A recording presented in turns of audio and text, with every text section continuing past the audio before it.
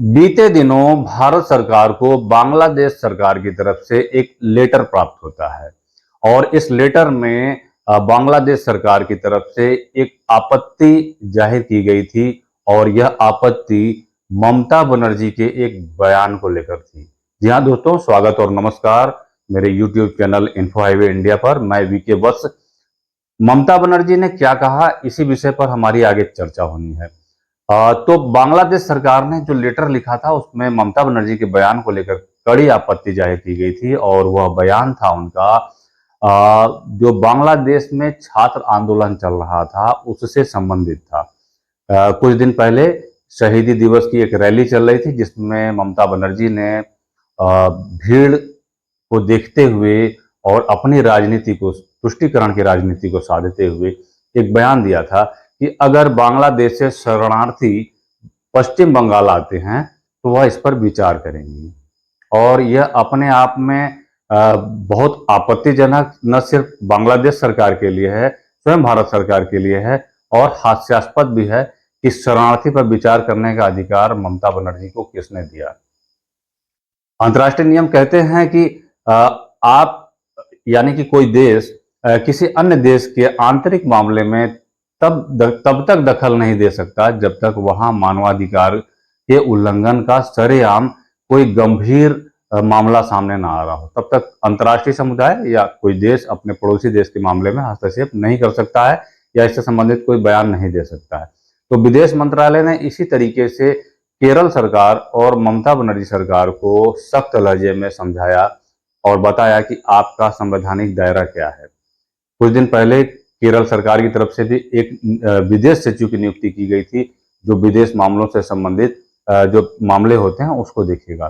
तो ऐसा कोई अधिकार राज्य को नहीं है और ममता बनर्जी के विषय में जो बार बार बातें सामने आ रही हैं, उनका टकराव राज्यपाल से, उनका टकराव हाई कोर्ट से और केंद्र सरकार से, तो उनकी राजनीति बहुत ही गंदा स्वरूप ले चुकी है। बार बार टकराव सामने आता है और यह टकराव सिर्फ राजनीति और दलगत राजनीति तक रहे तब भी ठीक है, लेकिन यह टकराव कहीं ना कहीं भारत की संघीय व्यवस्था और जो भारत की जो संवैधानिक व्यवस्था है और संघीय ढांचा है उस पर प्रहार के रूप में देखा जाता है, जो एक गंभीर विषय है और आने वाले समय में यह एक गलत पैटर्न की शुरुआत कर सकता है और जिसके कारण देश में भयंकर अराजकता और अस्थिरता की स्थिति आ सकती है। अन्य राज्यों के द्वारा भी इस तरीके के गलत पैटर्न को अपनाए जाने की कोशिश की जा सकती है जो पाकिस्तान, चीन से संबंधित है।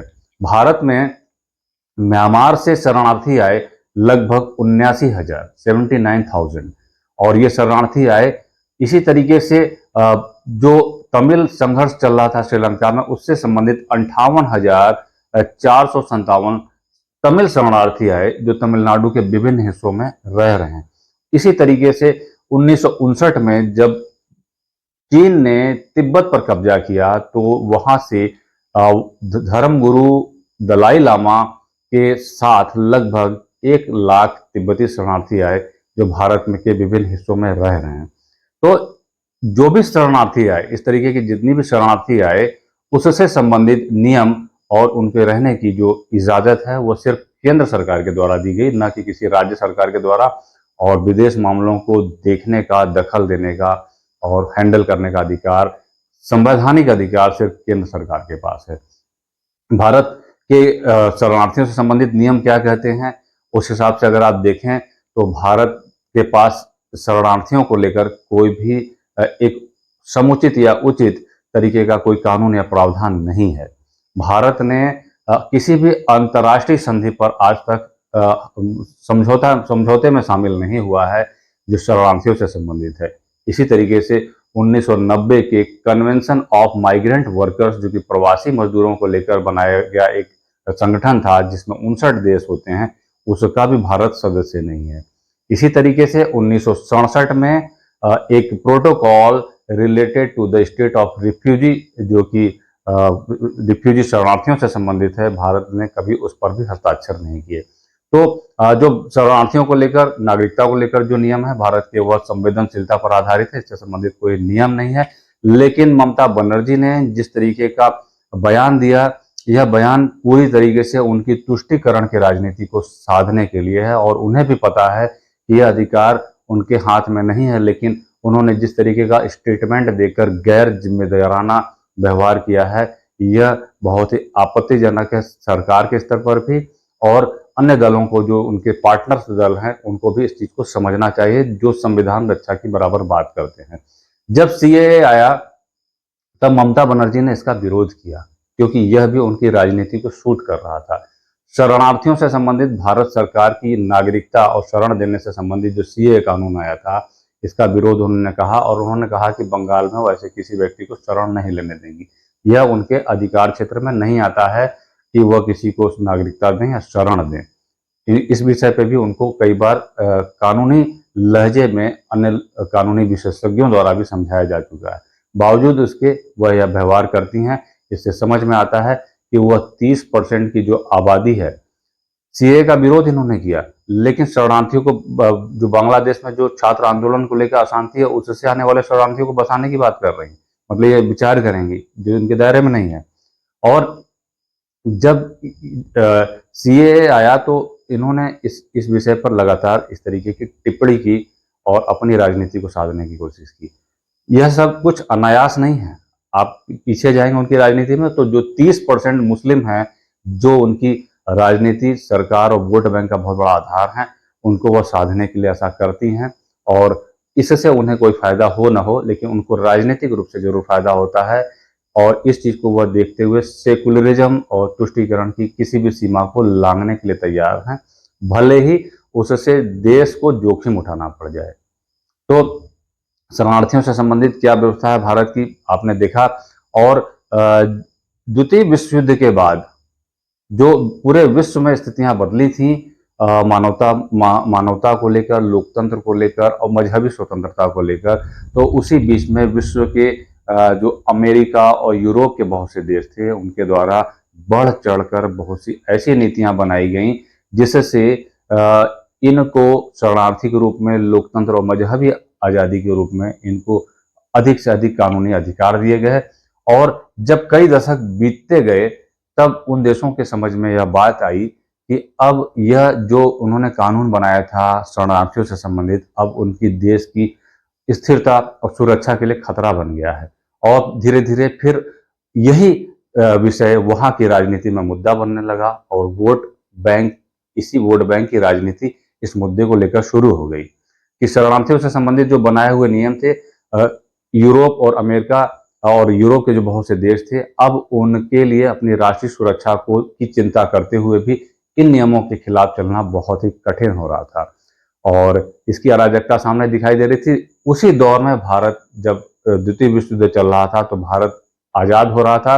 भारत के पास अपनी बहुत सी समस्याएं थीं और भारत ने बड़ी विनम्रता से ऐसे किसी भी शरणार्थी संबंधित समझौते में सम्मिलित होने से बड़ी विनम्रता से मना कर दिया था। और इसका परिणाम रहा कि भारत ऐसी किसी भी चीज से बचा रहा। लेकिन ये देश बराबर अन्य देशों को इसी प्रकार के नियम बनाने की सीख देते रहे। परिणाम यह हुआ कि आज भारत में भी उसी पैटर्न को अपनाने की, जो लेफ्ट लिबरल के द्वारा जो कोशिश की जा रही है, उसी पैटर्न को अपनाने की कोशिश की जा रही है और उसी पैटर्न के लिए समर्थन में बात की जा रही है, जो आने वाले समय में भारत के लिए भी खतरनाक हो सकता है। और भारत के पास ऑलरेडी आबादी और समस्याएं कम नहीं है। तो यह कुछ था जो विदेश मंत्रालय की तरफ से सख्त लहजे में ममता बनर्जी को समझाया गया और बांग्लादेश की तरफ से यह लेटर प्राप्त हुआ था। लेकिन अपने देश में जो बहुत से जो घटक दल हैं, जो लगातार केंद्र सरकार के साथ राजनीति करते हैं, वह यह भूल जाते हैं कि बहुत सी आप अपनी आंतरिक राजनीति कर लीजिए, लेकिन ऐसी राजनीति ना करिए जिससे देश की सुरक्षा व्यवस्था और इस तरीके की जो चिंताएं हैं उसको जोखिम में डाला जा सके। राष्ट्र हित से ऊपर कुछ भी नहीं होना चाहिए।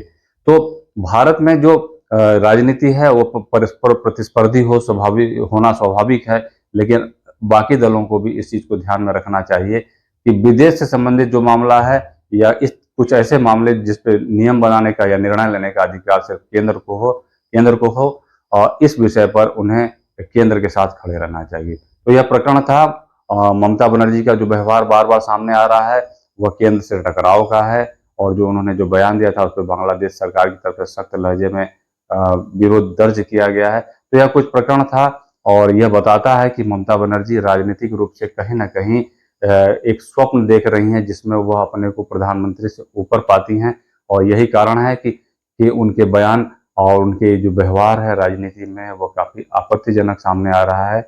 और उनके सहयोगी संगठन जो आज इस विषय पर चुप हैं, कल इसी विषय पर वो घिर जाएंगे और देश अराजकता में जा सकता है। देशवासी इस चीज को देख रहे हैं और यह बहुत बड़ा बहुत गंभीर विषय है।